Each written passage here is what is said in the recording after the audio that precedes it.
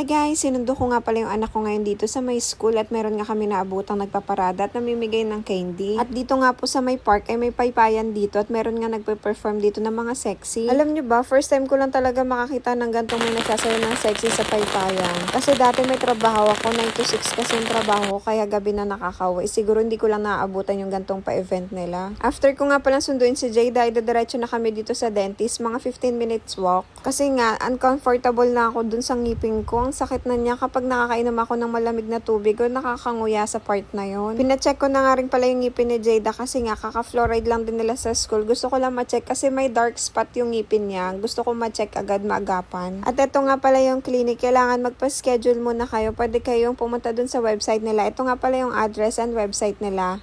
Ang binayaran ko lang ay 150, tapos kay Jada ay 150 din. Kapag Saturday or holiday ay 200 ang bayad, kapag weekdays naman ay 150 po. Ang schedule nga pala namin ay 4:45 PM, tapos nakarating kami dito around 4:25. Kasi nga nakinood pa kami ng parada, malapit lang din to sa ballet class niya. At bawal nga palang malate dito kasi strict talaga sila sa appointment time. Naalala ko dati, pag pumupunta lang kami dito sa clinic, iiyak na siya kasi nga lalagyan na siya ng fluoride. Ngayon chill na lang siya kasi nasanay na siya sa school.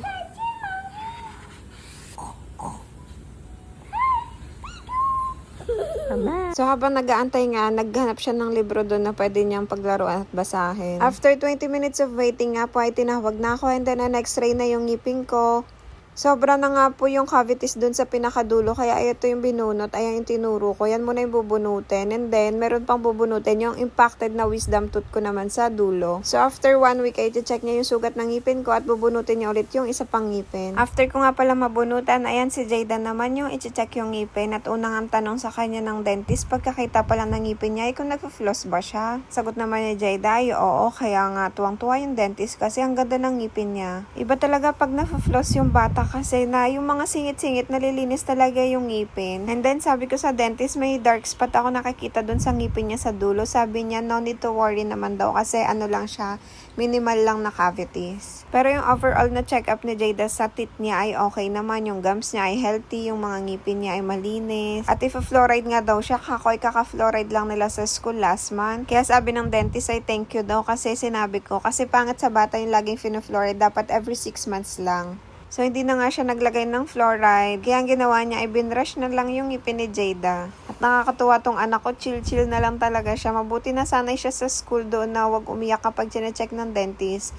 Kasi nga may nagvi-visit doon na dentist sa school nila para mag-apply ng fluoride sa kanila. Sobrang blessed talaga na merong magandang healthcare system dito sa Taiwan. Kasi hindi ka na matatakot magpa-check up at iisipin mo, ay mahal yung babayaran ko. Tapos hindi mo na iisipin yung gamot kasi kasama na siya sa 150 na binayaran mo. At meron pa silang ice pack na binigay sa akin para nga hindi mamagay yung pisngi ko. Kaya sobrang ma-appreciate mo talaga yung Taiwan kasi dito mo lang mararanasan na magpabunot ng wisdom tooth tapos 150 lang. Kasi sa Pinas sobrang mahal magpabunot ng wisdom tooth. Tapos iba pa yung bayad ng gamot, 'di ba? At eto nga tapos na yung anak ko kaya gaantay na lang kami ng resibo na kukunin namin para sa gamot ko naman. Kailangan na maghanap ng ganyang icon, makakakuha ka na ng free na gamot. Ipapakita mo lang yung prescription and then yung health card mo. Twice a day Okay. after meal. Okay. And this one is must to take is antibiotic.